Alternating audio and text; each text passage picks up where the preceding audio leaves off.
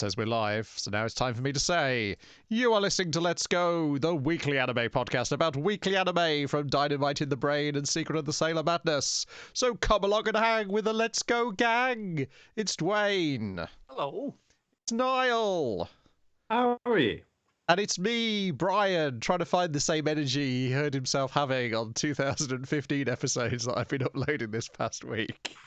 I did check out a few of them, and I was surprised at the energy even back all those many years ago.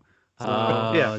It's Anthony, man. He's just a little mascot keeping us afloat. I think we were just happy to not be watching any more of Dragon Ball Super at the time.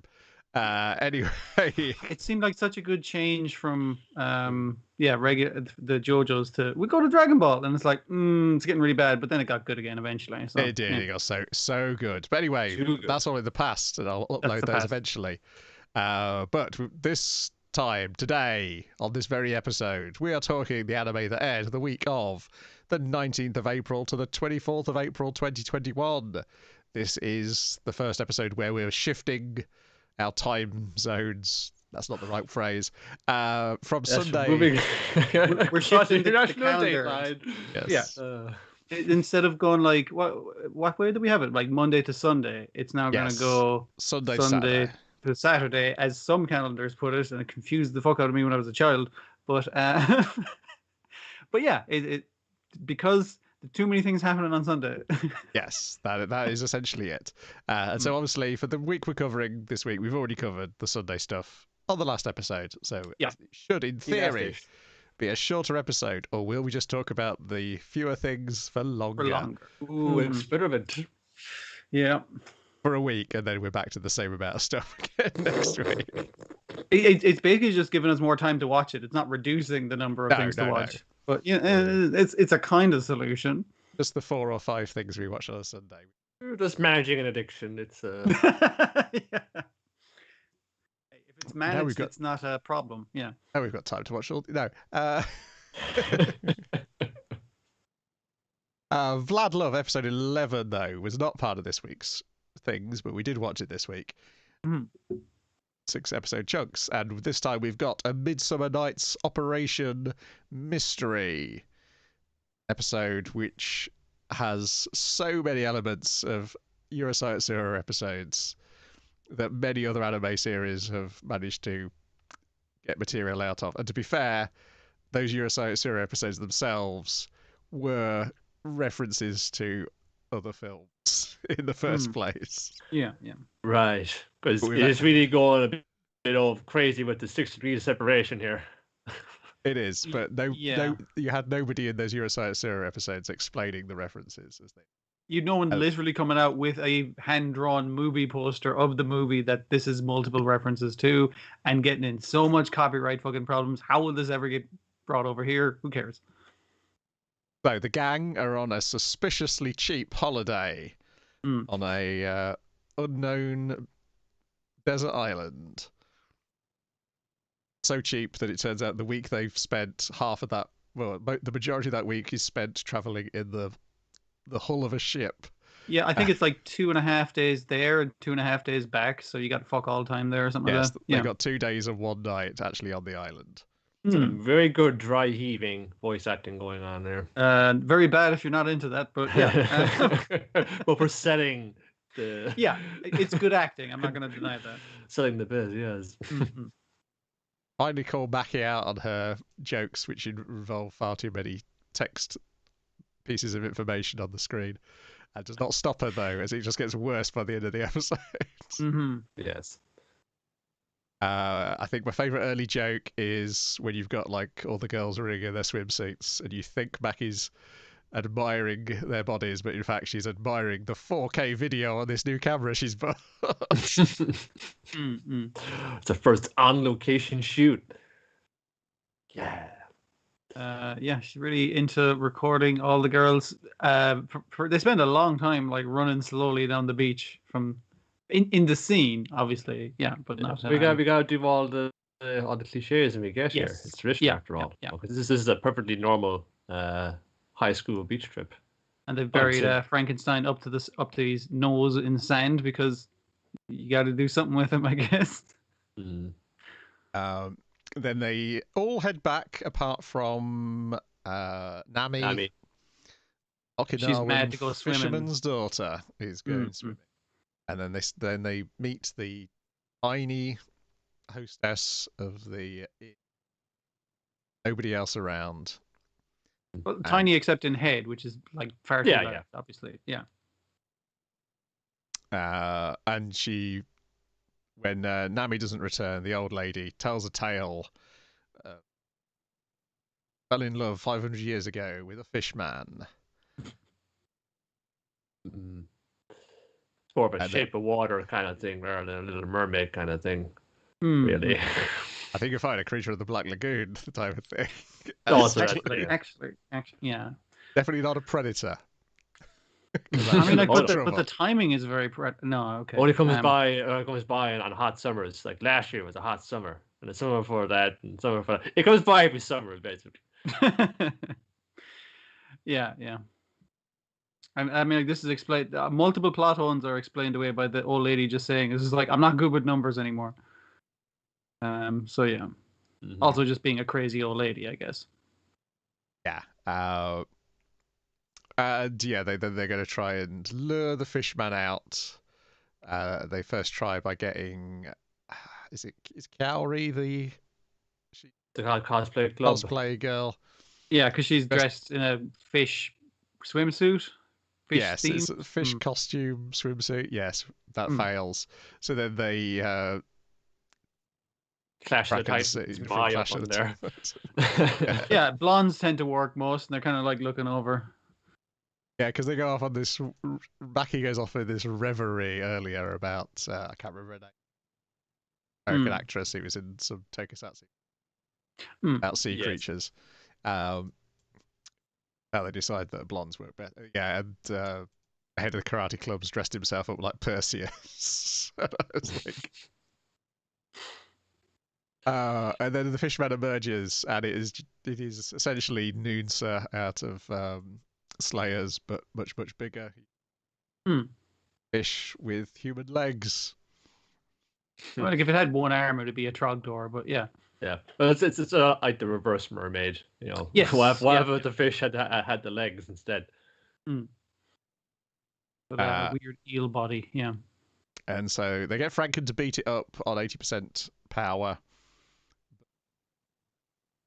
And they all get stuck in. And then they all get stuck in after he runs out of power. And then the old lady's like, "What are you doing to my boyfriend?" No. It's like, why have you been feeding him young tourists, Granny? And it's like, well, he hasn't really been talking to me in recent times. Like, how recent are we talking? What did she say? Like the last 480 years or something like that? Yes, 450 years. Yeah. Yeah. She says he'd never eat a young woman, and then Nami climbs out of his mouth. Completely nude, but entirely censored. So, yes, because that's why they were looking for her, is because they'd found her clothes, but they couldn't find her. So presumably she was skinny dipping then. Oh, like yeah. No, I was his daughter after all. Because then the final punchline is they've all when everything blows, when they blow up in surprise at all of this that the old lady was the woman from 500 years ago. And all their clothes are blown off, but then right at the end, they've all put their clothes back on again, except for Nami, who's still completely naked. And her costume has the reason to be like the most intact one by the end of it. Yeah.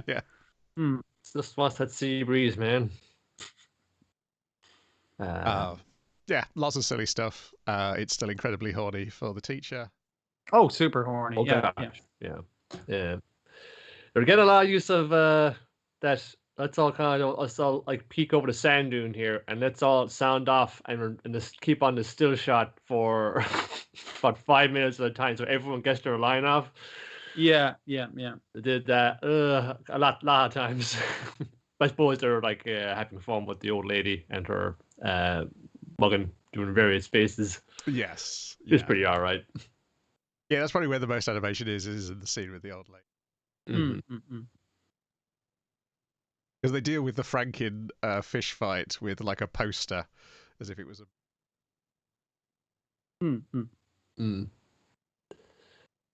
But yeah, all good fun. Fun as this, because I must be heading into tragedy now, or is it all melodrama? Free of final season of Fruits Basket. I hope it snows soon. Ooh, little calling me, little from calling me. It's kind of taking two halves here. Yeah. It's like we have the first bit of it there, the story about Machi, who is like, that a kind of odd girl on the student council. And it's coming up back down again. Some girls come into the student council room saying, "Oh, that Machi, she's a real head wrecker. She's doing some weird shit like she broke a box of chalk, I think was the problem. Perfectly good box of chalk. Mm-hmm. Like, for such a fucking weirdo. Oh, wouldn't you agree? Oh, Mr. Yuki-sama, sir. Oh, he's so dreamy. Yeah, didn't she so weird? And she's right there in the doorway. He's like, say that's my face. She just gets out of her. It's like, oh crap, we've probably go checking her. So Kakeru and Yuki go on over there, and he's getting more of the spiel. There's goss going around about Machi, but it's just, oh yeah, like there's a rumor going around about her. Like, no, she's pretty odd anyway, but also there's this story that she's tried to kill her younger brother, Yeah, that she tried to kill her younger brother, and so her parents like let her live in an apartment because she's crazy. Which is like what the story is thought to be, but isn't the actual thing. Yeah. The Kakeru thinks so as well, because he knows all about this interfamilial squabbling, because he's in the middle of it as well. But to go on over to her place. And Kakeru's probably used to fun barging in on her all the time.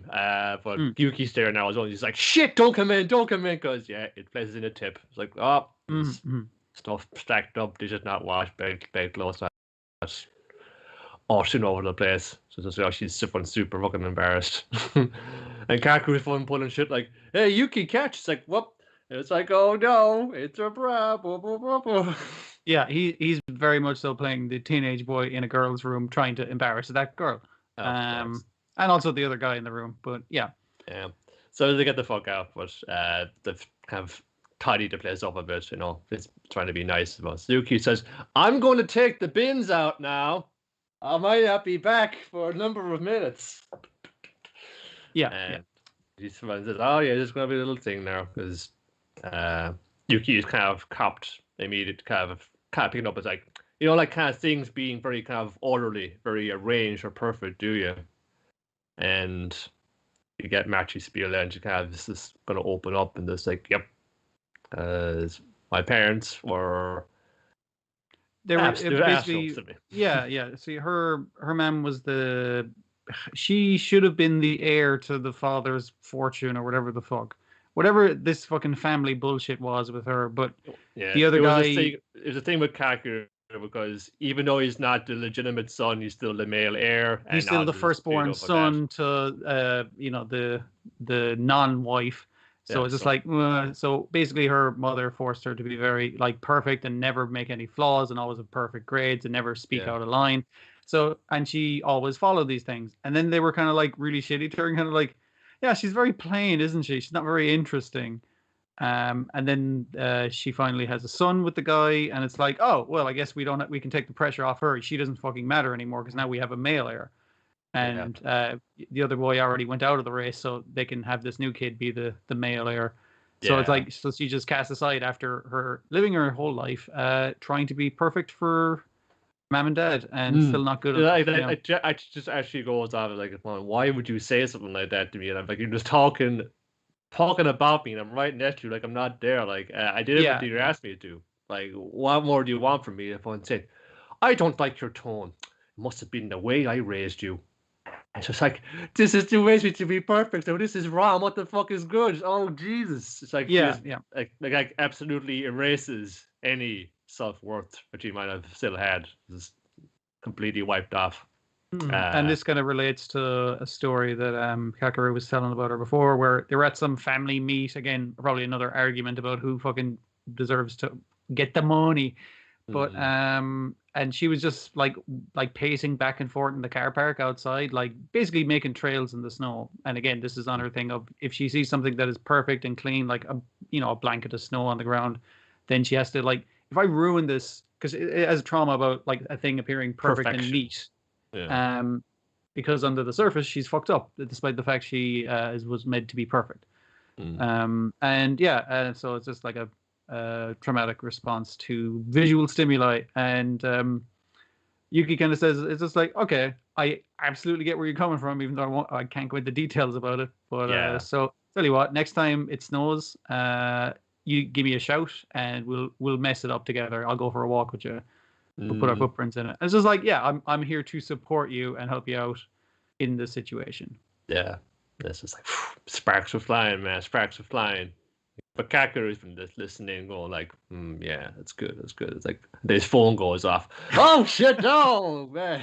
I wasn't here the whole time. I just came in, I swear. Oh man, ruins the moment a bit. But but you're thinking like, in the middle of a student council meeting, they're passing the chalk over.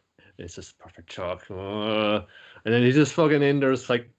So anyways, if you're gonna have that meeting, we can move it from like 6:30 to 5:30. He's just like keeps on very smooth action by ruining, like by just breaking one piece of chalk. He hasn't ruined the whole box, so no one's going to complain. It's just like, oh, I only did a small piece of chalk, but also it's just like it's not perfect anymore. And also it's in solidarity with her without missing a beat. It's very smooth and it's a good move. Yeah. Yeah. The other half then will be more or less effective depending on how far removed you are from graduating from secondary school. Depending on the time I read, it might have been, it might have hit me a little bit more. This is just like, okay, yeah, kids, don't worry about, you're making a big deal out of this. You will be fine. Yeah.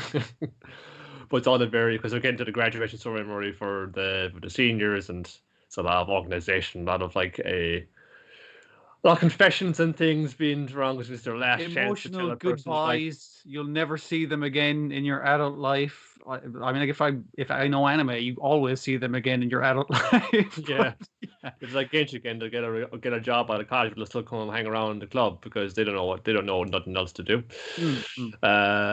But this also means at the Yuki fan club, they're disbanded because they're graduating, and the president, is having some trouble about it, and she has to come and just say what's on her mind, and say how she feels, even though she knows that it's never going to happen. But I want you to know that I always admired you from afar, and that was good enough for me. That was all I needed. Yeah, it's less like I actually like you and will you go out with me kind of thing. It's more so I just want to let you know how I feel about it, and yeah, that's it. I don't need to hear a response from you. When he tries to say something like, she's like, no, this is plenty. I have to work up just to get this, so I'm good. Don't worry about it. But as well, this is like Yuki, he's noticing as well that, again, it's getting back to, he thinks it would be better or less awkward if he wasn't there, but he is there, and he has things like difference. He's kind of noticing that people view him a certain way. So he's just thinking like, yeah, don't want to come out to all these girls I confessed to me before they graduate because they had a thing for me, and I'm sorry I got to turn them down and feel bad about. But they're still having the guts to come up to me now, so I should really respect that. So I say, I understand. So thanks for coming up to me, and thank you for for saying those nice things. And she's like, even if you can't reciprocate, to respect their feelings and to say that you appreciate that. Yeah. And he's giving, and you can see in this case, like he's giving them something back, even if he can't reciprocate the feelings, which is nice. And who knows, president of Yuki fan club, maybe somebody feels the same way about you that you do about me.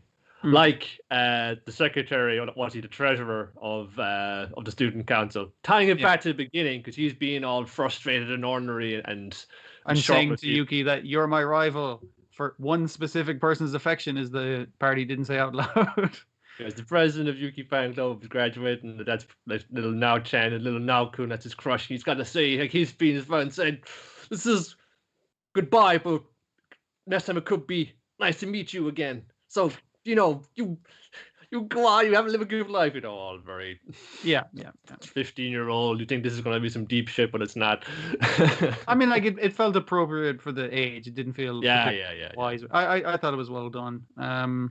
And the other thing we have going is, and again, this has been running in the background of the whole thing, is Rin's been out a lot lately. Hey, where's Rin? Checked at the hospital. She doesn't seem to be there. I guess she's gonna have to repeat a year. It's like, no, I guess she graduated anyway because she was ill. And it's just like, yeah, that's a bit weird. They'd cut to a shot of a strange figure emerging from a cabin. It's Akito. We know it's Akito. Yeah. Clutching a pair of scissors. What have they done with those scissors? And to whom or to what inside the cabin. My gosh, all this like treacly sweet emotions cut through by the blade of the scissors. What could it be? It was kind of like it's like a good episode for Yuki overall because it's just as kind of like as like neurotic and like how anxious and nervous that he is inside himself. Dude's a fucking smooth player. But actually using that instead of like to like basically be the top of the game and everything like that, he's using it to like reciprocate people's feelings and to let them express themselves to him. Like him opening up as a person has allowed other people to have more growth as characters as well. Yeah, it's a good episode for him. He's sort of like internalized like confidence. Oh, not the confidence ever within him, but he's sort of like turning it back out, and he's not presenting this like he's like this like impenetrable prince character. He's just like kind of he's more kind of approachable. He's kind of he's confident as well. He's comfortable around people doing that, and he knows that they're probably as nervous as he is as well, and he wants to like reciprocate and reflect that and respect it. It's good for him, and it's cute little things. Him and Matchy, it'll be nice, but a bit of drama in the way first. Oh, you gotta have a bit of drama, otherwise, what is it? Right, talking of drama, it is ODDTAXI episode 3. Beware of Borrowed Plumes. In which we open with what's he called? Kakihara. He's still at the sauna in the massage chair, and he suddenly the Yakuza tapir is in a nearby. Starts barking orders at him as if it wanted him to investigate Odakawa. Initially, he's just like light conversation, like, "Who's that taxi driver? Oh, you mean Odakawa?" It's like, Odakawa. Yeah, that's his name. You know about that missing girl? It's like, oh yeah, it was in the news, and it's just like it's regular conversations. Like, I want you to look into this for me. It's like, why do you want me to look into it? But no, he's so frightened though. He's basically agreeing to do it. Yeah, because a threatening man voiced by our main Yakuza guy is telling him to do a thing. Why wouldn't you? Yes, he is voiced by the voice of Kiryu. It's great. Basically doing the same voice, but a little bit more sinister. The only voice he has. But yes, he eventually realizes that this is a different conversation. This guy's having a conversation with somebody on the phone. He can't actually. It's because he's staring straight ahead, and he has like the one earbud in and the phone down there. So it's when he takes the earbud out, he's like, "Oh my god, this is very embarrassing." I've been talking to this. Have you ever done that with someone said, "Hey, how's it going?" It's like, "Hello." But like for a whole conversation, it's a great bit. And then we get to see the conversation again, but from the other side on a different camera angle. So it's so you have like it cuts to obviously Odakawa and the monkey guy in the taxi, and then he's remembering what the boss just told him to do. And it's that conversation, and you see it both sides. And you see the monkey just talking in the background, but he doesn't get any. But you already saw the scene from his point of view, so you know what he's saying, and it's very funny. But it's more threatening because now you have both sides of the conversation. You have the full context. It is, but it's also weirdly. It makes the both of them seem not as threatening as they seemed when you didn't have both sides of the conversation. They seem a little incompetent. Yeah. That's right. So essentially, the missing schoolgirl is the daughter of Don something. I think they give it a either he's the Don or he's a guy named Don. Yes, I'm not 100%, but he's clearly someone important. And is he a duck? And the tapir thinks he's responsible for her running away, and that's why he wants her found. And so he's asking Dobu. He's asking to investigate. Who apparently... But he's asking him like to get the camera, the flash drive, and he's like, "I've already gotten the flash drive from my own reasons. Shit, I can't admit that." Yes. So So apparently he's a Galada baboon, who are Galadas, which aren't apparently actually baboons. That's why he's got the fluffy tail. Okay. Art monkeys. Art monkey. What'd you call me? Dobu seems not as scary as his reputation, both here and when he's threatening Odakawa in the taxi.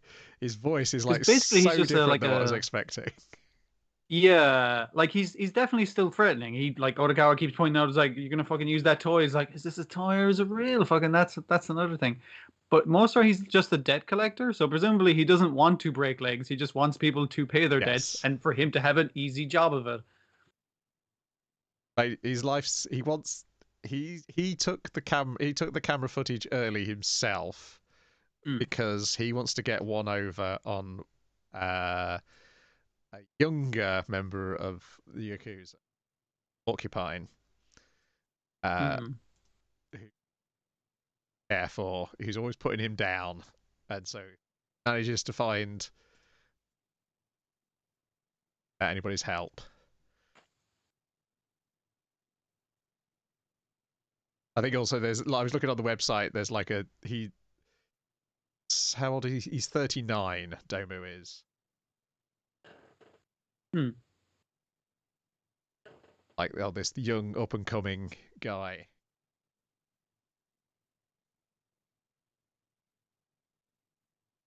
But that's complicated, this now situation with the Tapir also wanting that. Have to pretend that he can't find it in order to... Okay, apparently I'm cutting out a lot again. Oh, sorry, I didn't want to interrupt you. No, that's fine. Is that happening, you know? It's here and there. I can get the gist of things. Okay. Well, if you're watching, let me know if I'm cutting out actually on the stream. I suspect I may well be because it's picking it up straight out of Skype. Oh yeah, I'm going blue. I'm a complete blue blank on the screen. Okay, Dwayne, you take over talking about ODDTAXI while I see what's going on here. So where are we at? Mystery. Yeah, he's going. He's basically like making the standard kind of threats, and Odakawa was like, "Why the fuck should I help you? You're a criminal." And it's like, okay, here's the reason. He gives him the background of this young punk in the fucking gang who's like just stay in his lane, but he's got like notions about him, so he's always trying to outdo him. And I was like, I gotta make sure he's not fucking with me. So he thinks this guy's involved in the disappearance of the girl, which is why he's trying to fucking track it down. It's like, what is this little shit up to now? But it turns out the boss wants him to investigate it as well, which means it's like, okay, this fucking goes higher up than I thought, and I didn't realize this kid was Don's daughter, and that the boss might be involved in her, or if not involved in her disappearance, then she ran away because of something he did or said, or we're not sure of the specifics. Okay, but it was something like he got into his taxi and he's like maybe softer than he seems. He's actually trying to help her get away, maybe. Yeah. I mean, like the implication in that first episode is he's giving someone a place to stay, but it's just like letting them know, it's like, I'm not keeping you here against your will. You can leave whenever you want, kind of thing. They're trying to check out who this dude is. Think he got tied to somebody else? Is he like is he gonna like?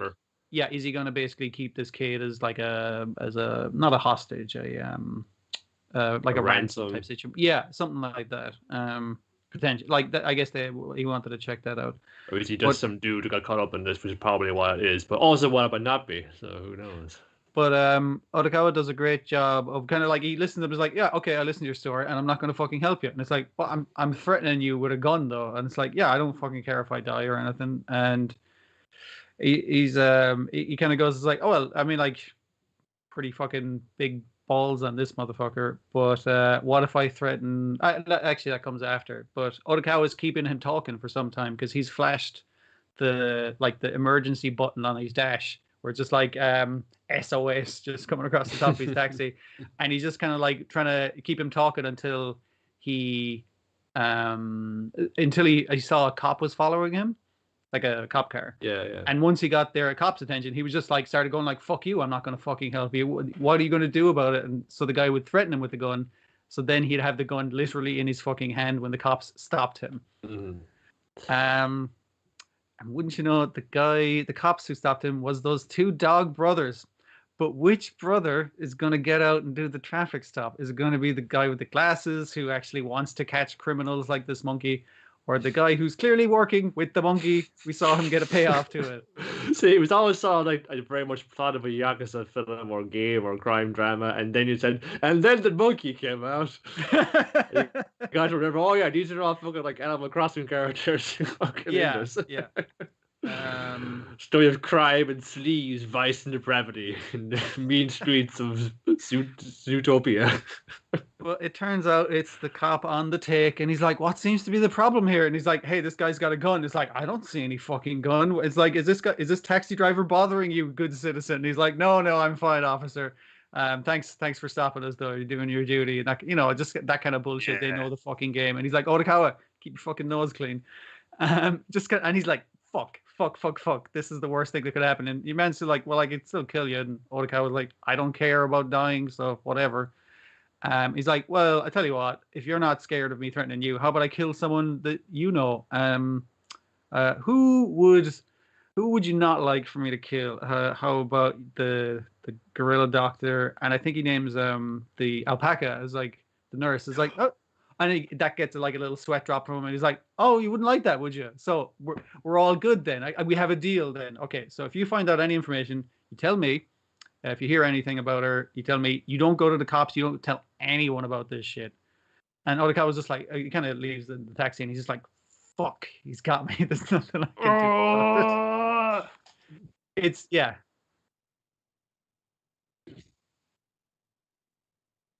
that's the thing.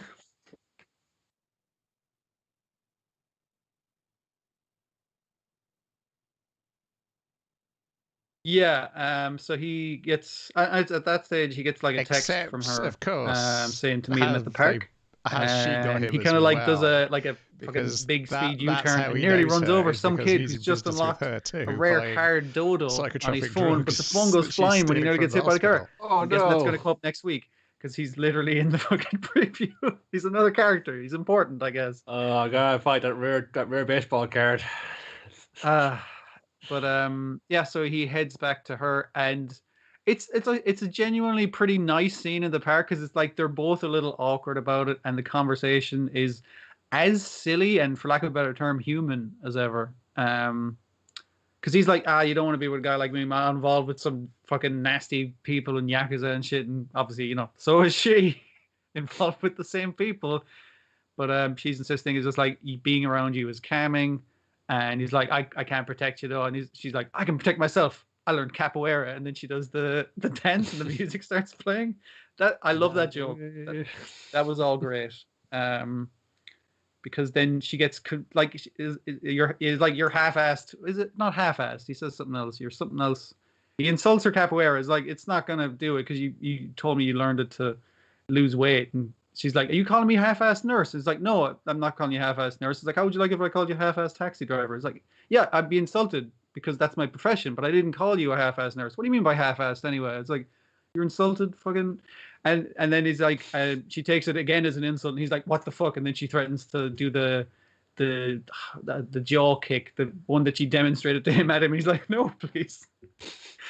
It's good, it's nice, it's cute, but how much of me thinks it's like, is this all super suspect? Because it's got that menace to it the entire fucking time. Hmm. There's the same part where Dobby's hiding his gun. I've forgotten how Odokawa met up with the monkey at the bar and rest. Oh yes, because we also learned later that this self-same park is Yeah. where Dobbo is hiding his gun. Because his friend's all drunk. The monkey is like, "Check out this girl. Look," she said. "There's a sign that says like best to look at work and everything like that." And he's like, "Let me see your phone. What It's like the fuck? next What did you do?" day they go to he meets Like, up in "No, the it's my bar natural the next charm." It's like, day. "Fuck you, it's not your natural charm." So eventually the guy falls over because he's drunk off his ass, and he checks your phone. He's like, "You fucking like put a couple of extra digits on your fucking income there. What the shit, dude?" But he's pretty belligerent about it. Hmm.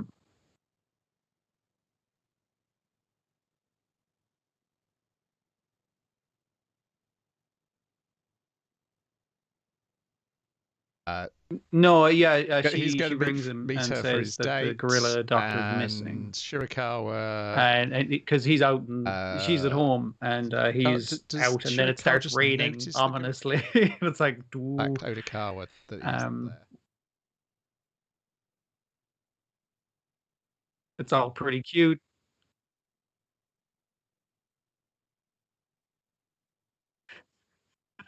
with scars on his face. It's just like they're kind of like watching ominously, and I'm like, and then it's super ominous, and then the happy music of the end theme plays. I fucking love that whiplash. It's very funny. The manager and a sinister polar bear in a tracksuit following them. Yeah, you're right.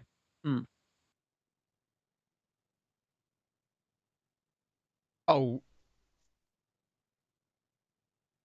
I mean, like, it gets his face out there, so the I mean, like, it's not bad. To get them to the bar is no, he's not particularly. It's a very boring segment. Half of the Homo sapiens. I thought it was the younger one, but it's lunchtime viewing. Who gives a fuck? The one who got that other job, it turns out his big break is wandering around on a TV Tokyo type spot, asking people what they've had for their lunch.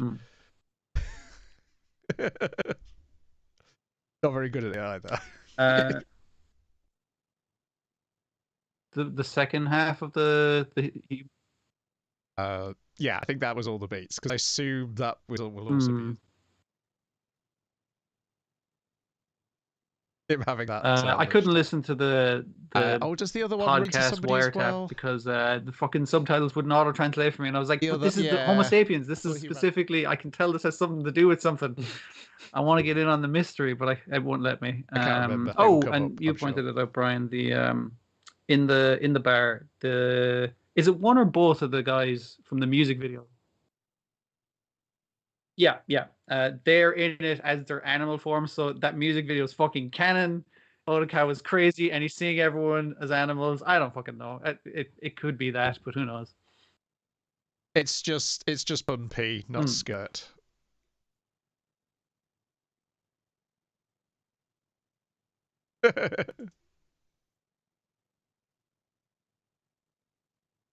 Yeah, I'm wondering if he like blindsided someone or something like that. Because if he's not sleeping, the younger brother, and if he fell asleep at the wheel and like slammed into someone else's car, the same accident that ODDTAXI was flashing back to. That's the thing that's thrown me. I was like, if he had a medical reason, surely he'd still lose his license. Maybe, but would you think he'd still be a taxi driver at this point, though?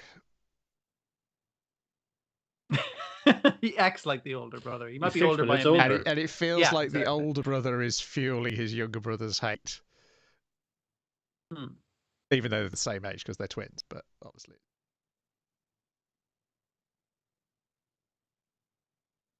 I'm sure all will be revealed. Dresses. Right, I assume it was Skype causing problems as the video went out.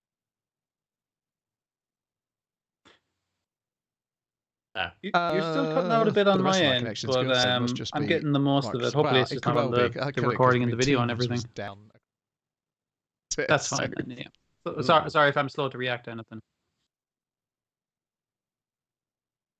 Okay. That will be in the video for sure. But it won't be on. It should not be on the recording because I'm recording that straight off save files. Okay, righty ho. There's one thing I could do in case it's that. I'll just lower that a bit, see if that helps. Righty ho. It is now Zombieland Saga Revenge, episode 3, the acoustic saga of love. Things are going well. We got a plan. Let's let Niall say something. On the upper, getting the name back out there again. People are really responding to it. And I from Burning Midnight Oil. She's been fucking looking at YouTube videos, getting up on the competition fund, saying these moves, man, we're not at the level of that yet, but we gotta keep trying to see what they're up to. Okay, so strategy meeting. Okay, got some big shit lined up. We'll be having Iron Frill, top idol group in the entire country, to go and play a concert in Saga, and I got you in for the opening act. It's like, oh, sweet, cool. Like, you okay with that? I know they're your old band after all, and you died on stage, and that might be a bit awkward for you, but we'll be fine. We've gotten this far. We opened for them last time, and I played them in the other concert. And they didn't even cop that we were all zombies or anything like that, so it'll probably be fine. Yeah. However, you got if him comes in, he's all like drill sergeant get up as well. So that was a great bit. I've forgotten how much I missed his fucking rants. Yeah. when he's replying to himself, I don't know what I've been told. What I've been told. It's just like very, very fun stuff. Yeah. were you reading this the same way I was, of him being jealous that I Veteran managers. Veteran a little. manager. than he Yeah, is? like she's putting together the shows. She's putting together the moves. Like she's suggesting like the choreography and the songs and the track listing. And it's just like, and he's just there with a big fucking puss on his face. We're just like, fucking, I'm annoyed about this because he decides, all right, you're gonna fucking go solo. You go solo for a bit, and you guys are gonna do the concert without her, just in case they recognize you. And it's like they didn't before though. Yeah. It seems very arbitrary and shitty, but maybe he has a practical fucking reason for it, so they're not relying on her as much. Maybe. Yeah, that is the thing. All right, because the immediate kind of turn. Who's the next most experienced doing this? It's Von Junko then. So everyone's asking her questions like, "Does this look good? Is this choreography okay? Which one makes me look cuter?" Even though it's still the same like fucking star accessory, it's just like a low. No, is it yellow or off yellow? It's just like, yeah, I was don't looking know, at it. They Lily, were you two different decide. shades of yellow, but they was so close you'd barely fucking notice. I thought that was very funny, but the problem Junko is having is obviously she was very successful as a solo artist when that was the difficult thing to do, but she was successful as a solo artist. She's like, I'm not used to like leading a bunch of people. I'm good for just me, and that's kind of showing a bit because they all decide to do a rendition of like Stomp or something. Yes. Like, what if we switch it up a little? It sounds pretty good. I'm not gonna fucking deny it, but it's kind of like that's not really like our thing, though. It's lending credence to this like that little theory that like Tai Yamada was at the first idol, as in she's like a fucking Neanderthal has been unfrozen and brought back. She's hitting that drum pretty well. After seeing like Bill and Ted Face the Music and some of the characters they put in history for that, I'm not about to rule it out. What number is she? Because I know that they have to use all the numbers very often in this because they can't use their dead names because that would get them caught. What's I's number? I's yeah, she's like French 3. Oh no! What's our most zombie-like zombie? Is she number 0? She's number 0. Ty's number 0. Yes. See, it doesn't line up into my theory that this is the number in which they died. Most to least recent. But I was just like, that can't be right. No. The numbering thing is weird. Don't think too much about it until it becomes important. Yeah. That's probably the way. Then say you were right all along. Which I know it's kind of feeling the pressure now as well. Iron Frill are in town and they're doing the whole press junket, and instead of going to dedicate this show to our legendary center who passed away tragically all those years ago. It's just like, oh man. And Junko wasn't feeling like that they can like stand up next to that. So she does what she does when she needs to calm down, center herself, goes up on the roof, pulls out the old git box, and starts playing a very heartfelt ballad. Like, whoa. And Sakura is hearing this. It's like, wow, I didn't know you could do that kind of thing. That's really good. Maybe we could fucking do that in the show. It sounds cool, right? The episode also has the return of the journalist who's sure something's up. Yeah, because he's watching on telly and it's like, hey, has anyone said you look like the center of fucking Iron Fan? And it's like, oh, that's quite the compliment. Thank you. Get that a lot. Yeah. Yeah. He's just watching it like furiously chain smoking as he constantly does.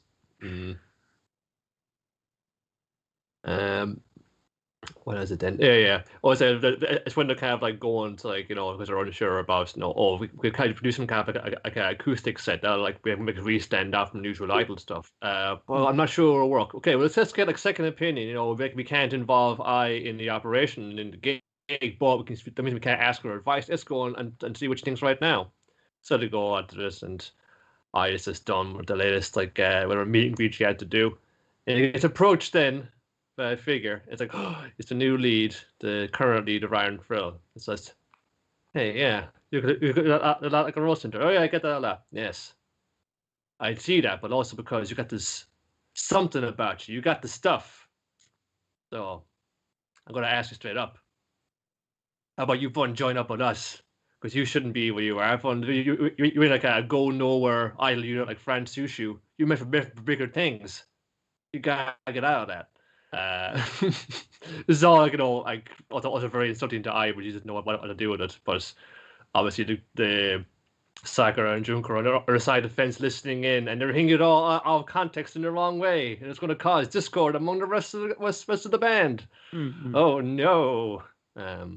But it seems to be pretty clear that, of course, I'm not going to go with that because it's just kind of being pretty insulting, and I was like fucking trying to bring up the legacy of our legendary centerfold and saying, make your own fucking legacy. Stop trying to like dredge up my memory, which I'm not going to like say, of course. But it's like you're using kind of like fun my memory to get some kind of cheap emotional fucking shot, and it's like no fucking you'd fun do your own shit, lads. She's going to say I've fucking in my again I can't say this out loud, but I've fucking joined up a whole new thing. I am doing my own thing. It's like. But a whole new fun thing. We've got unique fucking characters in here you couldn't even dream about. But again, we can't say this all up front, but that's the way it is. And obviously, she's been taken out of the picture for a little bit while the rest of them can kind of come up, because she can't be watching them all the time. They got to kind of rise up to meet her standard as well. Yeah, and that's our cliffhanger before we go back next week to find out how it resolves. I did enjoy the heartfelt conversation on the roof, and one of them nearly falls off, but she pulls off her head while trying to grab her, and then it's just her and the head talking while the body like slowly makes its way back up. That was a real funny background comedy stuff. Yeah. If I was like walking around, it almost falls off the roof again. Well, it doesn't have a head, so it's not balanced properly. Yeah. There's been some good. Like they remember to put in a good few like zombie jokes in there. Like in like the recap from last week, they have I forgot the one where Sakura she gets like so shocked her eyes pop out. And you're like, wow. That's good stuff. Yeah. Again, it's how it tricks you into this is an idle anime, but it like love things in there in the mix as well. There tricks you into watching it. Then we got DYNAZENON episode 4, What is This Beating Heart? In which we have a mecha show where our main pilot has a cold and so cannot participate in the episode. But there's someone waiting on the sidelines, waiting for her chance to shine. Ready. I already have the haircut. I've got a crazy haircut going on. I'm meant for this. I'm born for it. Also, one of the kaiju eugenicists enrolls at the same school. Yep. In the same class, of course. Gets to sit in the transfer student anime chair. Which is right behind one of the main character chairs. Yes, but I do like how our main character sits in a chair, which is awkward for the animators to draw. Because he's right in the middle of the classroom. Yeah. Which is probably why they spend... That's giving themselves a challenge, all right. Yeah, well, that's probably why they spend so little time. We only tend to see like the corner of a desk and hear a teacher go on about some Greek philosophy, which I don't think they do this week, do they? Not so much, no. Nothing about Zeno's paradox or anything like that. No, they got part of this week. Just got to focus on these burgeoning feelings between Yomogi and Yume. And they want to create a world where kaiju are needed or aren't needed? Are needed. Yeah. Yes. Because kaiju make it, I guess, like from a very simple point of view, kaiju make it very clear about your priorities. There's no muddiness. Like, it's destroying the city, and generally you think you have to stop it, and he's gonna like, yeah, but why do you want to stop it though? It's like because it's stepping on people. I don't fucking know, man. It seems pretty obvious. Yeah, well, it's like into the whole thing about, you all think you're free, but you're not because you adhere to the social contract. But aren't there those times where you feel like you want to fucking just run amok and smash shit up just to fucking let the sadness out or whatever? It's like, that's what being free really is, man. Except you have free will if you're already dead, which is what I suspect all these people are. Yeah. Why isn't he like one of the kaiju I got the angry one? He seemed to get like blown away last week, and but he's fine again. Which is fine. It's okay. It's a cartoon. But then again, at the end of the Modified this week, almost gets nailed by like a stray bit of debris. It's just like, whoa! I almost died. It's like, I think that was already did a joke and a hint. But I love the fact that everyone was like, all right, good job, everyone, good job, all right, good hustle. And they all just sort of break up, and he's just there, damn you, we'll get you next time, DYNAZENON, and nearly getting killed for doing it. It's like, dude, do not pontify. Once you lose, walk away gracefully. Yes. That's the lesson. Yeah, he's also angry at the youngest one enrolling in the school as well. Because I assume he thinks he's doing my plan of let's kill them in school. No, dude, I'm going to school. I'm going to talk to them. It's neutral ground, man. We gotta have some integrity. We gotta have some code. You know, we gotta live for something. Like Yomogi falls sick, you know, and he can't make it. The writers, we got to get in. She's said to be the spare once the latest monster turns up, which is some weird one. It's just chilling out. It's just making cars into 2D cars in the car park. Said that's really weird power. We could probably do some damage with that or something. Let it loose. Yeah, to get it together. In this time as well, Yume has been over to like deliver a couple of things. So you know.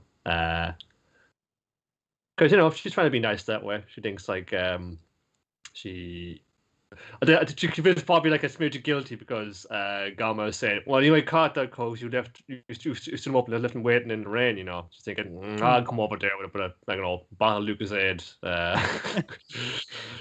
a few oranges, you know, the usual.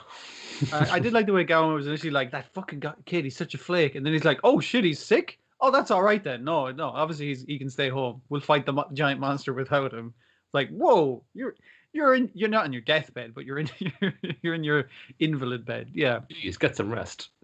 Oh yeah. Yeah, from poor Gami, he got fired from his job because he turned up at school, you know, because it tested him in the middle of his other part-time job, being one of those, like, you know, hold the placard at a sandwich board to advertise a restaurant. But saying, your man is in school right now. You probably test Gamma, let him know. He's gonna flip out though. He might not flip out. He's like, what the fuck? He was rushes straight down there. Yeah, they were right. It was like, should we contact him to the enemies like in school? Like he sits behind me in class. It's like, yeah, but then he'll come and get arrested. It's like, he will do that. And then he did. So he lost his job at the building site. How's he gonna contribute to the household now? It was a monster attack. They scrambled the fighters.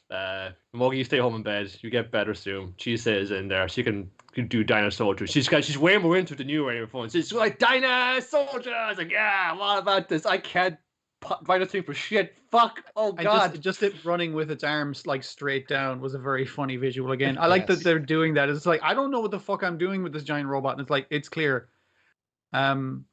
And the other reason that the guy knew the guy in school, like they've been dicking with their powers. Like I love that he's like, I know you have your thing with you, and he's like, how do you know? It's like, I could see you flying the jet to school because your man's waiting in traffic. He's like, oh, that's bullshit. This is fucking bullshit. But I you can use a jet, and I get a fucking fun dinosaur robot, man. I can't fucking do that to school.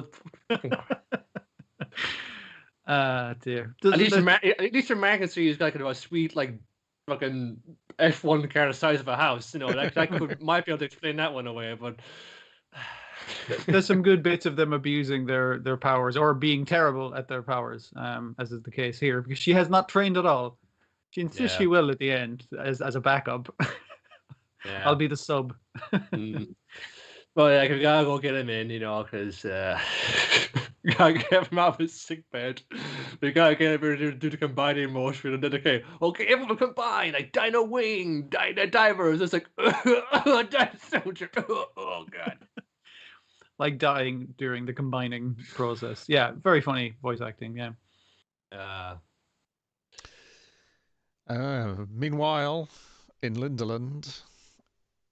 It is back our episode 16. When people want peace, what does God want? In which we are 2 months later.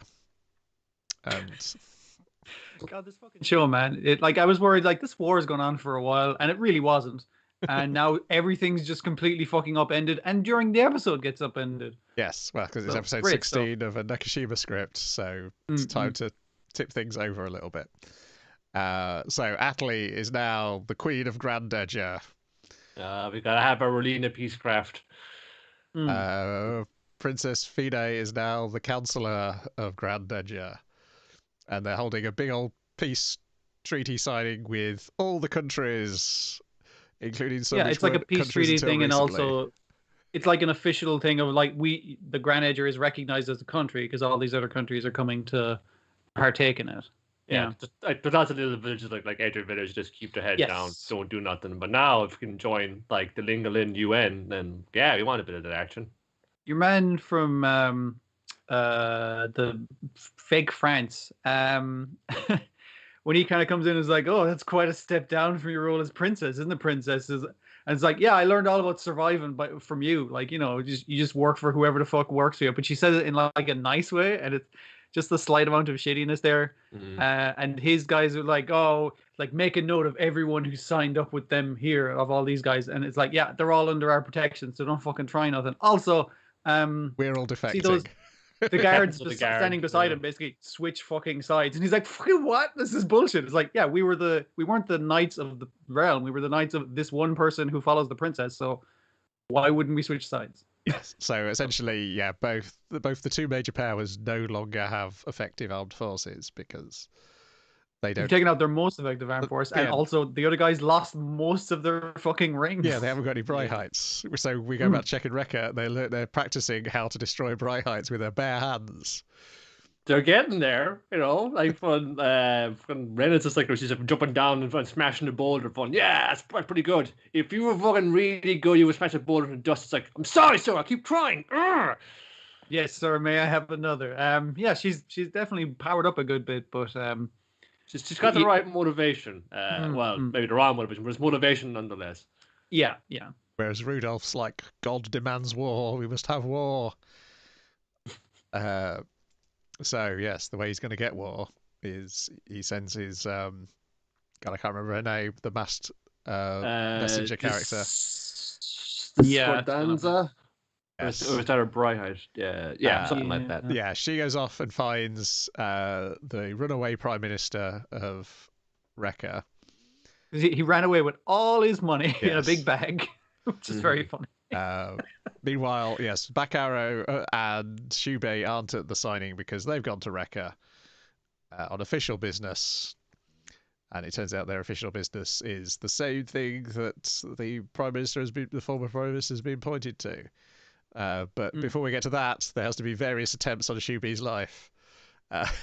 It's like, Shubei, you think you can walk in here and not get immediately stabbed by us? And the minister with the beard, who was just like, this guy is clearly someone important because he has a very specific character design. He's like, no, they're ambassadors. You can't kill them or we'll be at war.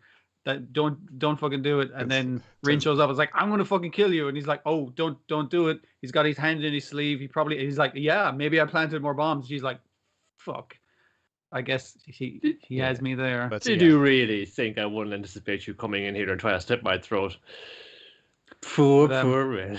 But later they do meet with our other boy who's been to the library, unusually for the big muscle-bound oaf type guy. He's like, let me look up what the fuck he was looking up. Okay, there's a bit of prophecy here, but he obviously destroyed the bit where it's like the world gets destroyed, but then it's like, motherfucker, there's a page missing. This is bullshit. And also, it specifically says flattened, which has been interpreted as being destroyed. Yes. Yeah, it can be read two ways. But yeah, so they meet up in like a gazebo, I guess. Yes, the new prime minister, who's the guy with the beard. Kyo. Yes, he's like, Ren, kill me, and then we'll say they did it. Throws her a knife.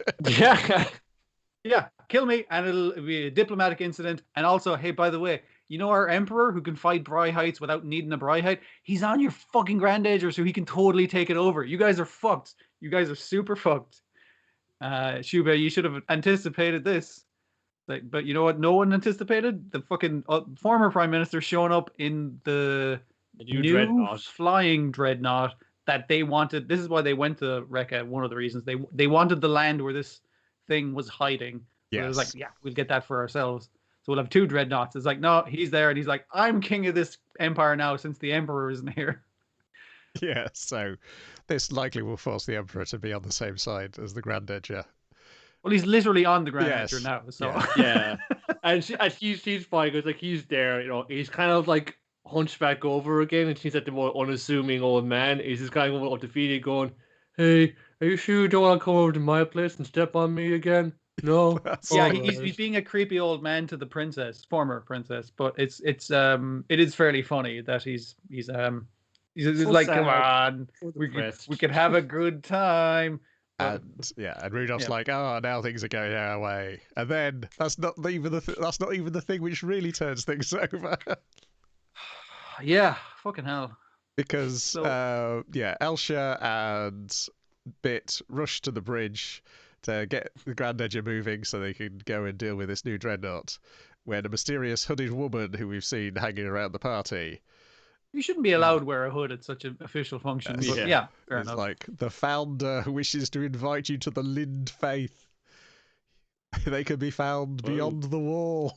Here's a map of where they are. Here's a map of the entire world, and they're like slightly northwest. That makes no sense. So the fuck. Okay. Just pick one thing to follow here. Woof.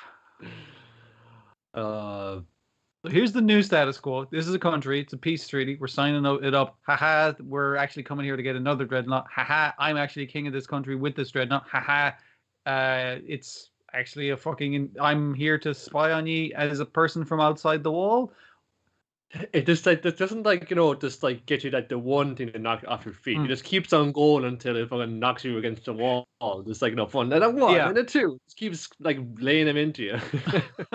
Yeah. And you don't know where to look. It's like, oh man, it's just like a very precarious house of cards. It's just smashed it down with gleeful abandon. Which just made me wonder whether it's some sort of experiment from people outside the wall. It's like, oh, once the people inside the wall achieve this certain thing, then they're invited to come and join us on the outside of the wall. But we shall see over the remaining episodes. But I was like, oh, this is exactly what I wanted. There was a crazy bit with Rudolph's face morphing back and forth a few times. It's just so funny because I'm holding his breath now. Oh, there we go. Let it all hang out. Also, your evil, the evil Abraham Lincoln smuggled a blind warper into the meeting as well, so that might pay off at some point. Did, yeah. And also they did establish that the princess still has her black warper. Evil one. Yes. Yeah. The pretty boys of their own country now. Are they going to survive very long just being pretty boys in a country? That's the thing I was thinking. Oh, it felt very like the Reverie in One Piece, where all of these secondary characters who they've saved, they've bailed out over the course of the story of all. And we've literally only seen 2 other of the minor kingdoms. So, but it did feel very much like that. Great stuff. Then we're on to the Saturday stuff with Dragon Quest: The Adventure of Dai. Episode 29, Baran's Rage. But before we get to Baran's Rage and him becoming a Dragonoid, we first got Lahart's sadness. Yes, got to deal with Lahart and his backstory. After before he gets to that though, he must first murder this walrus man who is keeping a hostage, which is not the way a Dragon Master should act. That will bring shame upon the Dragon Masters. Now I die as the last Dragon Master. Not before my backstory, obviously. But give you backstory and then plea with you to go and deal with Baran, get him over his rage. He's half human, half Darkling, and he's obviously when the whole Dark War with the Dark Lord and the Darklings going evil, he got racism against him and his mom for obviously getting with the Darkling. And then she died, and he was like, on your grave, I swear revenge. And then Baron's like, hey, you want to be a Dragon Master, kid? And he's like, fucking yeah, that sounds great. I know what I'm feeling, son. The boys are crying. It's like, oh, that's really tragic. And it's like, what? Fucking humans are weird, man. Why you feeling my pain like your own? That's weird. You guys are weird. Anyway, do you want the top half of my armor and my spear? Go on, have it. Go on. I'm fucking dying anyway. Go for it. Don't get me wrong. Then Baran shows up and he's like, "Oh yeah, I saw your buddy Pop. Left my Dragon Masters to kill him." And then Crocodile's laughing because he's realised what a fool he's been to think that Pop was a coward, and this is the inspiration he needs for him to die. Oh, so if Pop can fucking go to his death, that's what I need to do in this situation. The best, my best attribute, it's my highest stat, is my crazy high defense. So all I have to do is keep taking attacks, and you, Princess, you just keep fucking healing me. Just I mean, spamming the heels. that's only going to work up to the point where Baron's like, hey, fucking stop it. Well, yeah, Crocodile's like, okay, what's his attack? Baron's big attack. Giga break. That's it. Give me a giga break. Okay, heals back up. Give me another one. He took 2 giga, and then he realizes, oh, I get your plan now. You're just trying to make me use up all my energy. All right, if you try that shit again, Princess, I'm gonna fucking kill you first. How about that? All right, smart aleck. So she tries it again, and he's gonna kill her. But then a spear blocks his Zazzle, lightning. Whatever it was.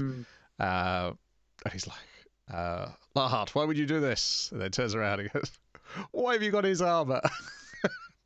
Oh, you obviously killed him and took his armor. It's like, no, we killed him, but he gave it to us. That we're very specific about that.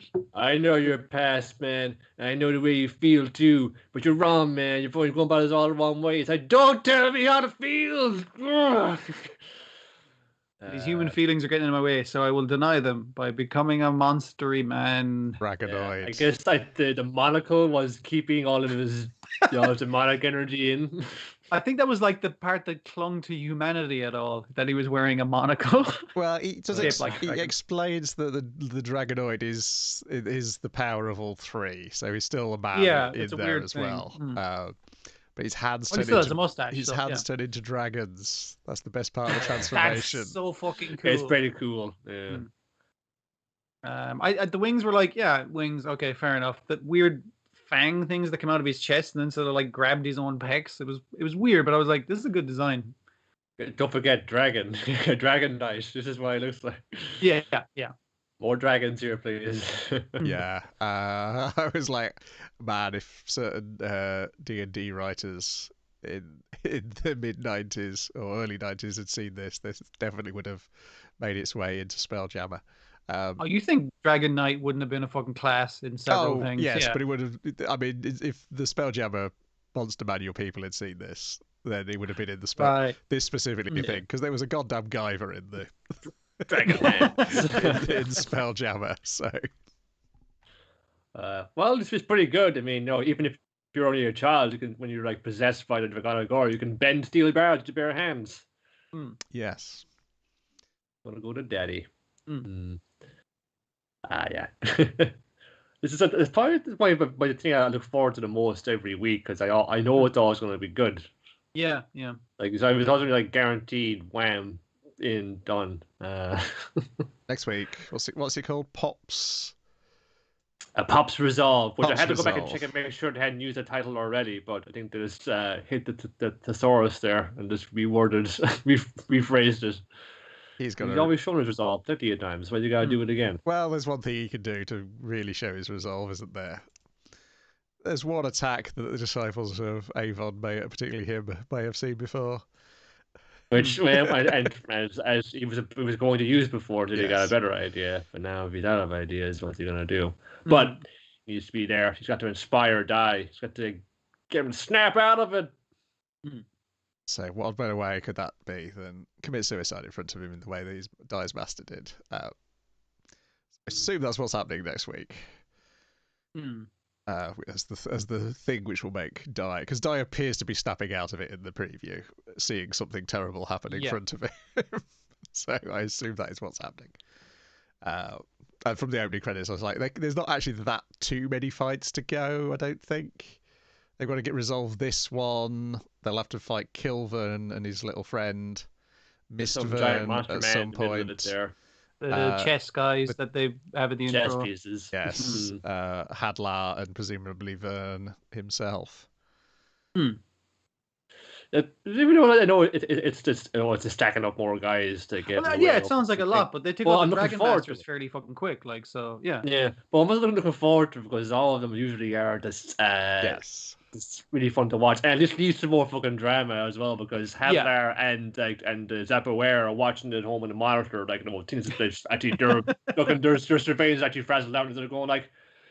This is not what I signed up for. This has gone way past what I thought it was going to be. He's straight up cheering on Crocodile at one point. He's like, God, I hope Baron loses this one because this is really bad for my career. He's going to get my job if he wins this.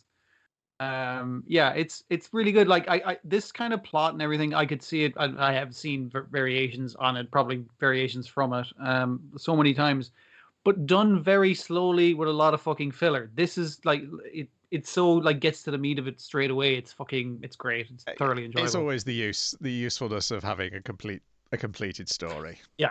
And also you don't have like the original author here to fuck it up. Regard. Yeah.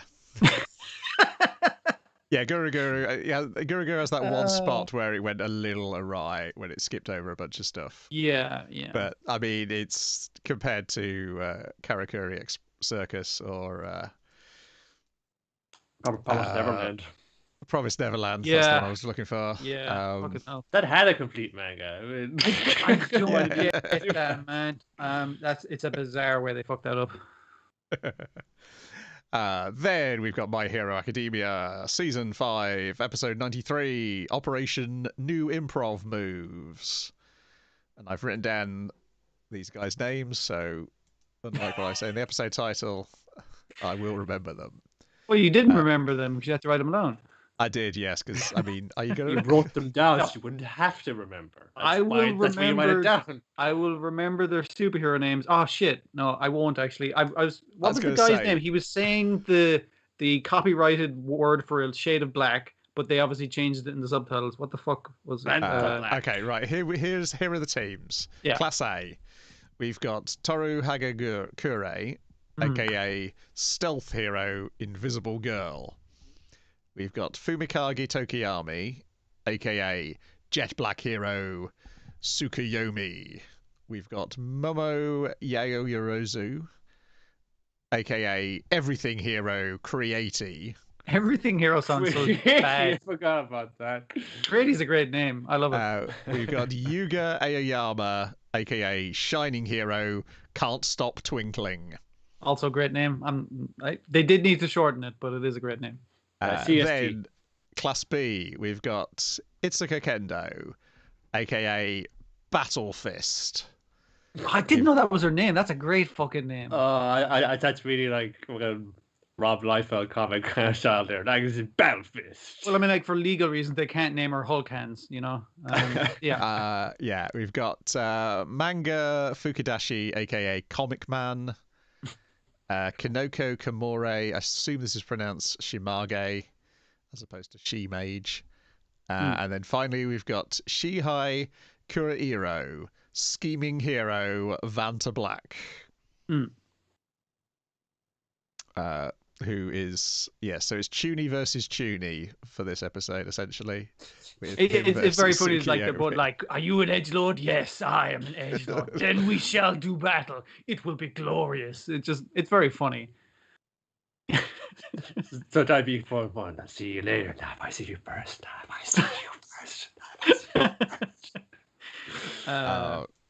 But it is quite good because they've got, that's like the rivalry mainly in this episode, but there's also the rivalry between Kendo and Momo.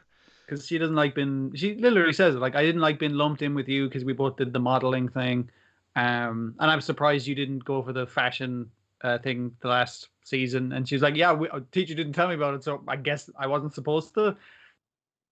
And she's like, yeah, but your power's better than mine, so I don't want to be lumped in with you. But it's clear, like, I want to be better than you is the thing she's not saying. Yes. Yeah. And they're both working to plans. That's the other thing we get. We don't know what their plans are, but they're both working to them. But yes, the main part of the first plan is we're going to send what's Fumikage's stand called? Dark Shadow. We'll send Dark Shadow out to scout. And then Dark Side of the Moon. It's supposed to come back and tell them, but he just starts fighting on its own accord. As soon as the Shadow sees him, he is aware of, like, oh, they're over there by that smokestack, that kind of thing. So clearly they can communicate it back. So yeah, it's not the worst thing. It's not that he sees through its eyes. It's just that it tells him somehow. Anyway, he has a very strange power compared to everybody else's. But yeah, then it suddenly comes back and starts attacking them because Kurihiro has leaped inside it and is controlling it, because he can hide in shadows, but if it's a shadow that moves, he can control that shadow.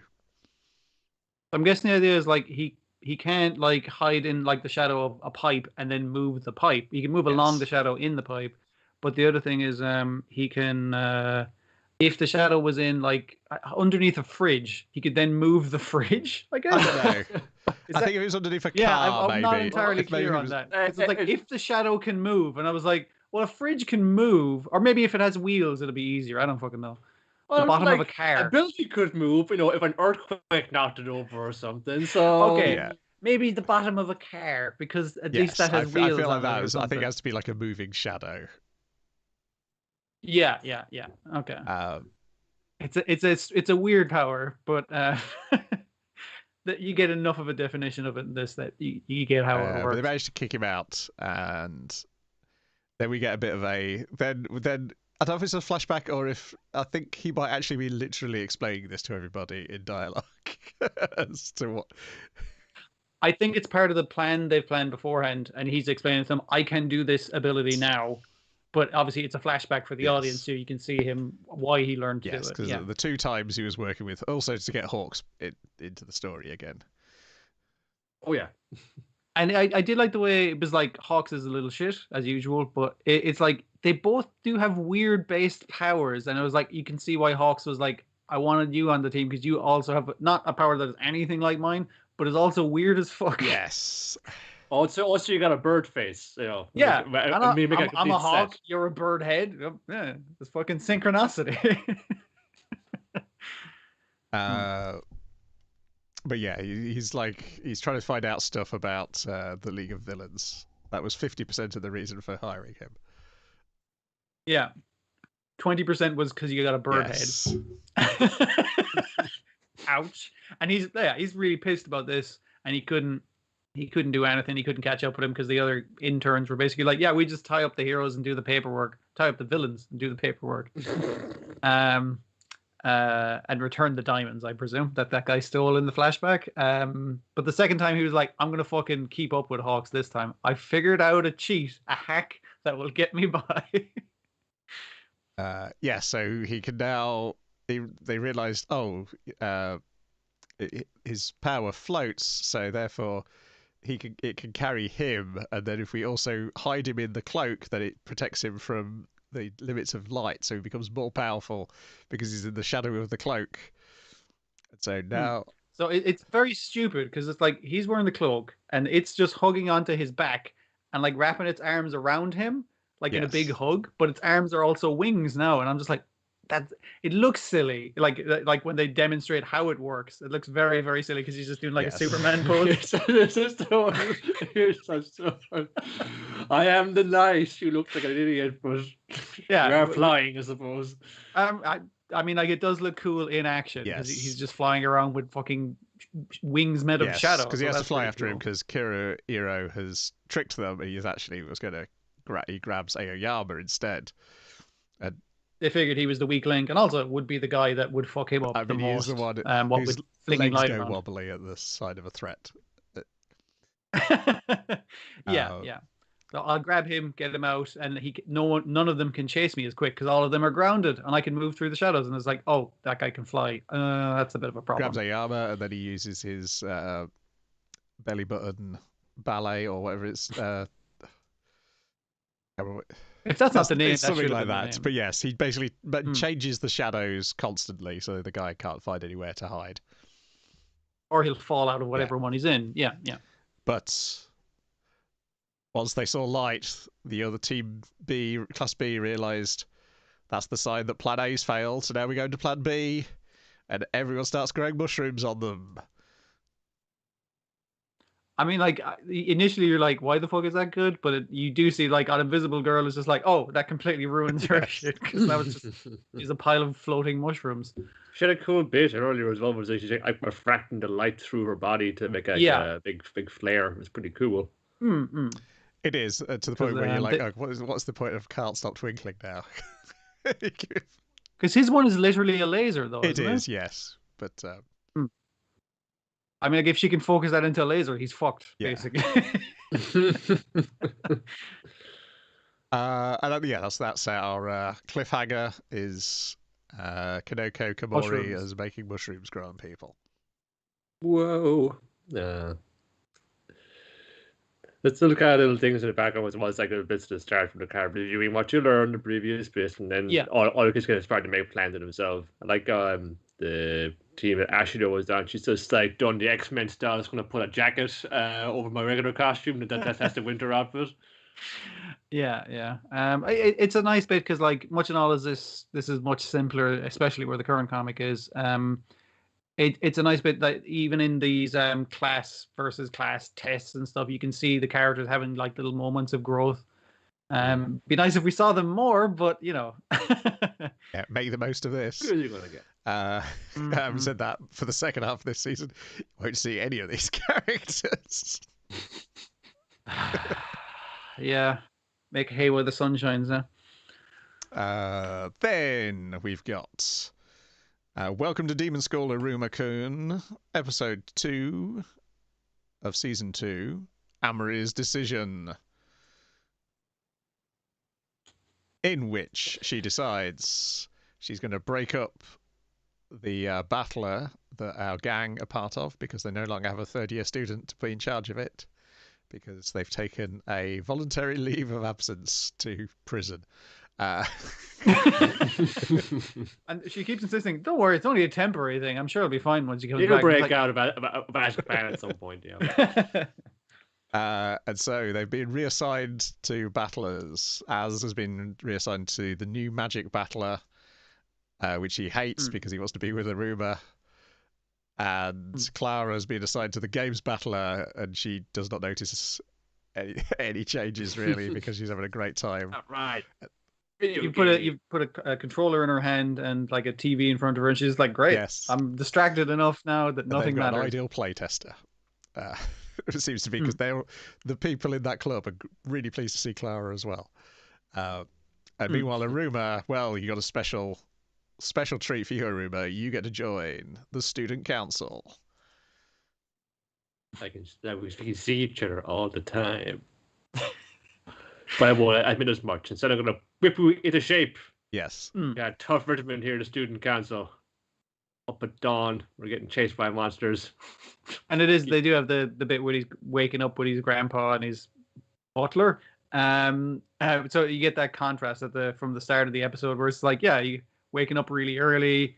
Yeah, and the worst part is the very small lunches that Iruma has to have. One bean, that's what he gets. Well, because he puts up with so much other things. But it was just like it was really good acting as well. So it was good. Yeah.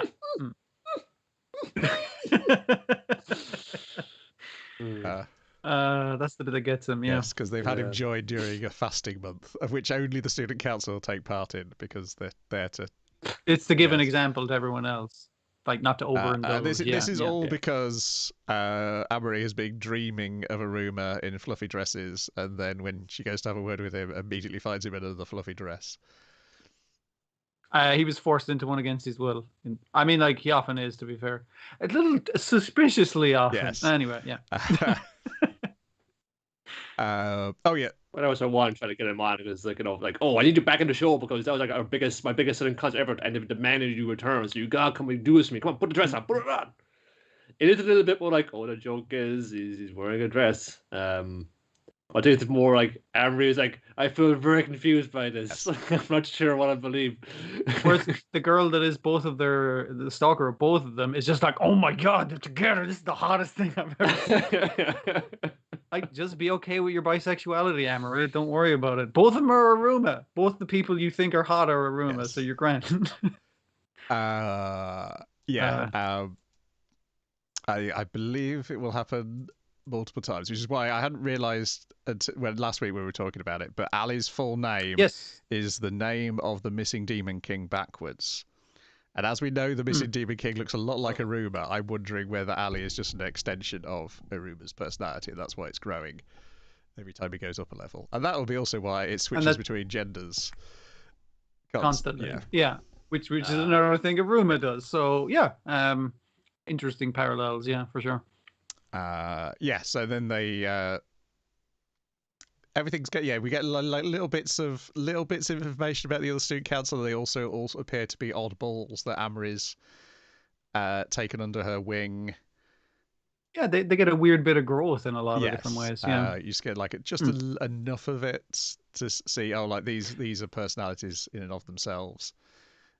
But then she's called away by the broadcast club to. Why did they use a voice changer for that? It's probably not suspicious. Nothing suspicious.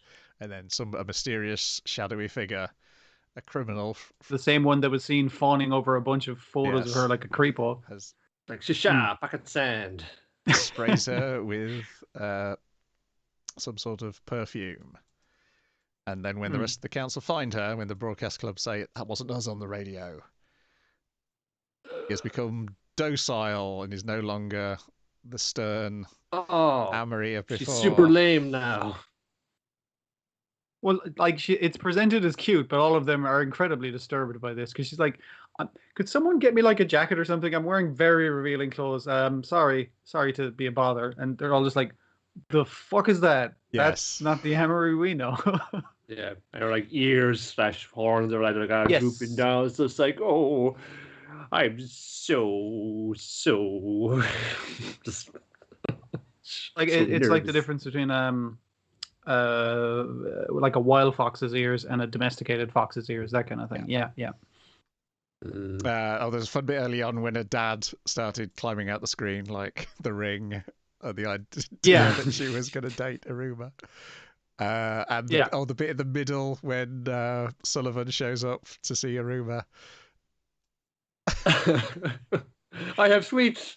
Please let me see my boy. And he's like, you can't turn me away. I'm the principal. And it's like, get the fuck out of here. Oh no. And he gets increasingly more chibi each time he's rebuked. It's very funny. It's a good thing he has his butler to go back to and to comfort him.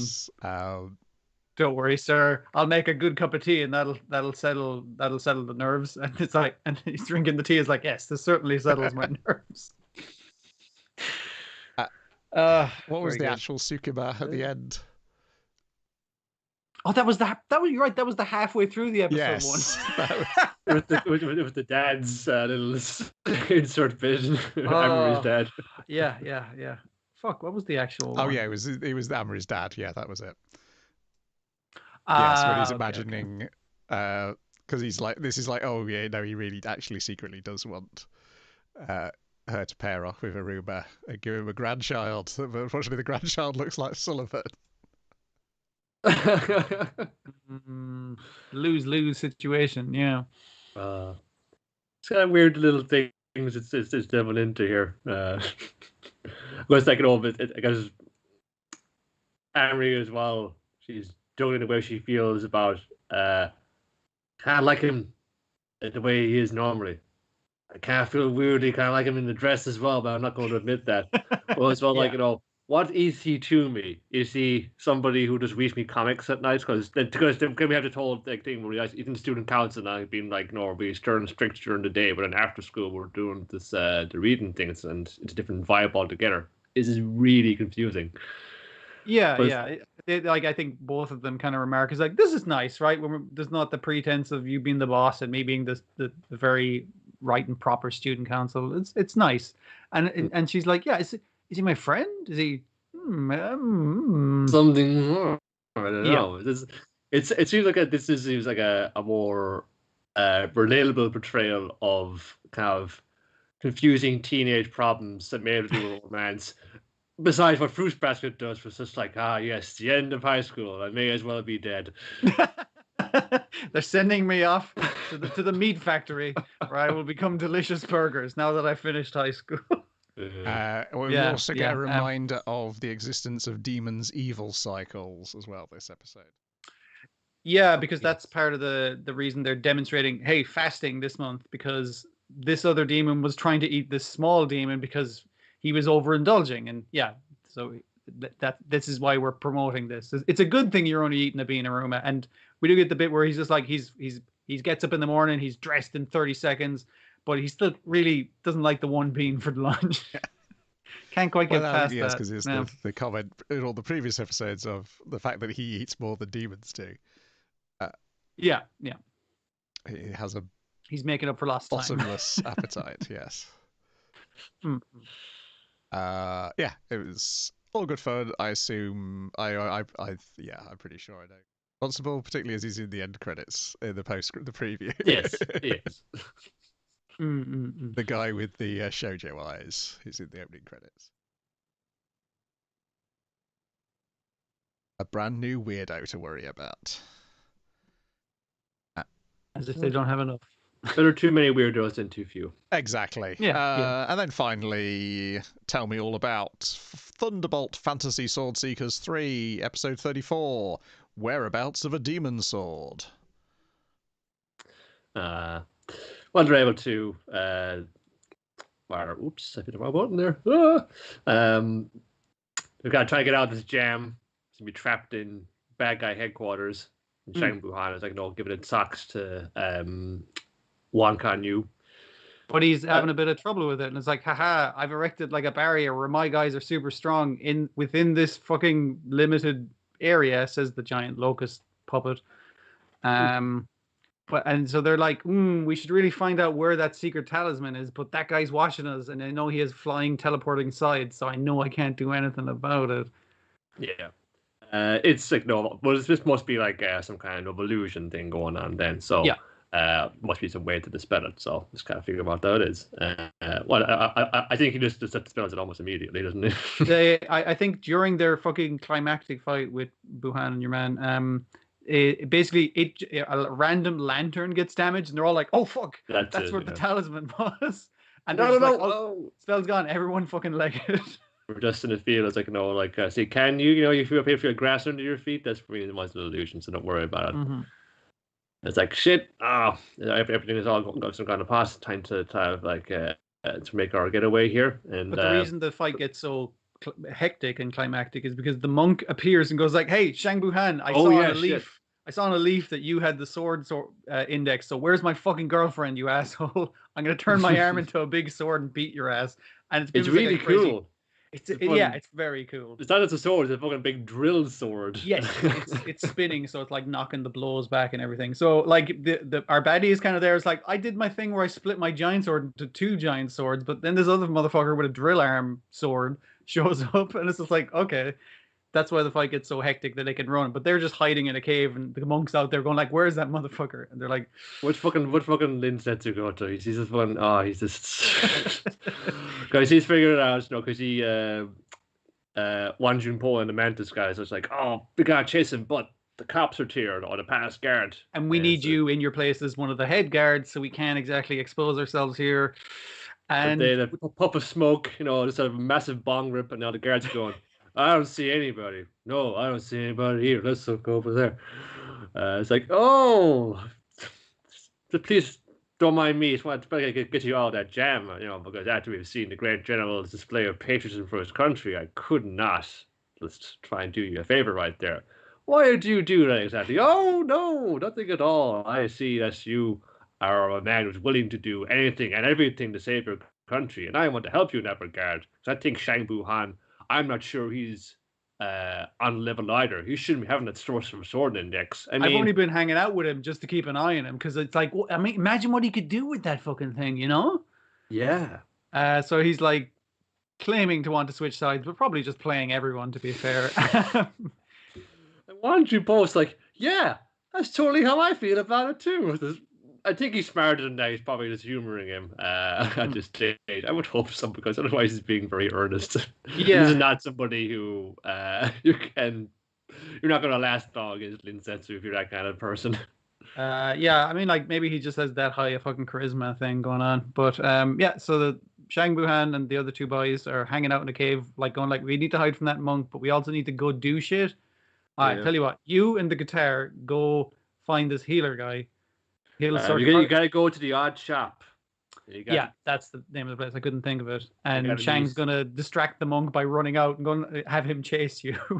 You gotta go meet Tiangong Guiqiang. Yeah. He is the dude who created the Sorcerer Sword Index. He's a lunatic, but he knows his shit. Just go there and tell him I sent you, and tell him what's going on. He'll be right back. Yeah, but our stabbed boy, the explanation is like, wait, don't we get fucked up all the time? How did he die? And they go, or how did he get so badly injured? It's like, yeah, because he wasn't in the middle of battle, so he wasn't prepared to get a stab, basically. So it kind of caught him nasty. But we're just going to leave him in the cave because it's like, it's not going to make any difference to whether we bring him with us or not. So we'll just leave him here and bring back that healing guy who had the Sorcerer's Index. Yeah. Get running though, because it's going to take a night or a day to get there, and we get this nice little pairing of Ling and Kan Yu. So it's like, because Lang obviously Ling's on the talking, but now we got two fuckers who just like can't stop talking. That's great. What do you call me? No, what do you call me? I can't believe I'm talking to a fucking. I did look up what it was. The instrument was like a paku, a palu. Yeah. I keep forgetting the proper. Can't even talking to a musical instrument. This is some what a crazy pair we make. It's going to be some road trip. Okay, whoa. When they're right outside the place, he's like, "All right, so he's in there. Here's what I know about him as a musical instrument. I'm going to shut up now. Do not mention that I can fucking talk. Do not bring it up. Right? I'm just going to pretend to be a regular musical instrument. Just tell him this is what we need. We need to help a guy, and he will help out.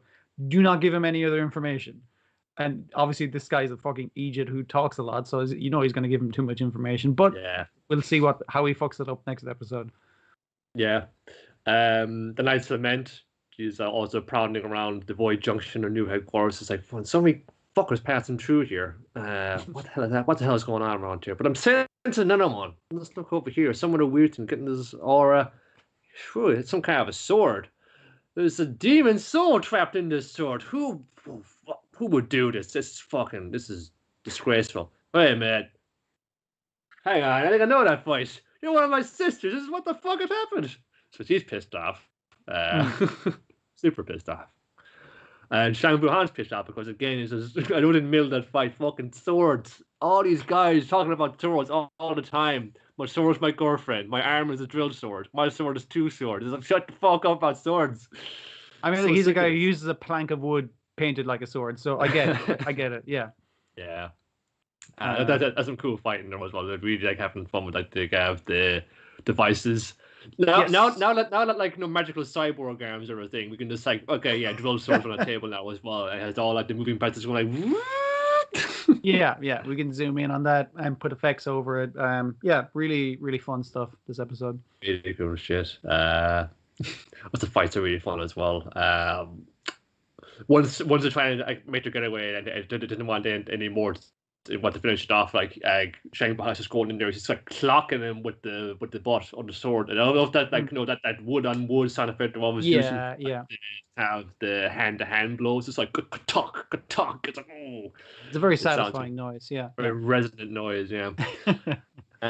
Let's say they're going to get that demon out of the seven blasphemous deaths anyway, and I think that's the puppet we keep seeing being very arch and beating everybody up in the opening credits. So yeah, boys are in a jam. That's why you don't split the party up, because you get into trouble like this, and fucking definitely do not let fucking Lin Zetsu fucking go off and do his thing. He's just gonna find some other villains just to fuck around with, which that's what he's doing now. Hopefully this might pay off to your favor much later on, but not in the short term. Yeah, short term it kind of fucks you over a bit. But again, good fun. Glad I got back into the show. I don't know a lot of what's going on, I will admit, but that's fine. Missing a whole season will do that. It's more fun that way. It's just jumping into the middle of a fucking story, and it's like, yeah, exactly. And everyone's having a mad time, so no problem. Fucking Quan Yu was having lots of fun with him. It was just like, lots of like going, whoa. Comedy puppets. Everyone loves it. Righty-ho. That is it for now. We'll be back next week. Is it Wednesday next week, Niall? Tis begad. We have a brief preview this week, but it's coming back. That wave is going to come back on top of us. Of course. It will be, but in theory, I could have watched things for next week already. In theory. In practice, there's another question. Maybe a more manageable thing, because at least everything that drops on Sunday, you've got a little bit of time to space it out, as it's feasible for you in your day-to-day routine. Righty-ho. That's it. We're back then. Wednesday. My mouth might be working. My Skype might be working. Let's find out. Or it may be worse because my painkillers will have arrived by then, and I may be completely out of it. I mean, like, that'll make a good show too, to be fair. So yes. Just make sure you're not working, audience, because then you have time to tune in to more. Let's go. Yes, there'll be some more. Sorry, stream viewers, listeners, after the fact to get answers, which you will not get was for saying goodbye things. Goodbye. See you later. Thanks for listening. Okay. Stop that.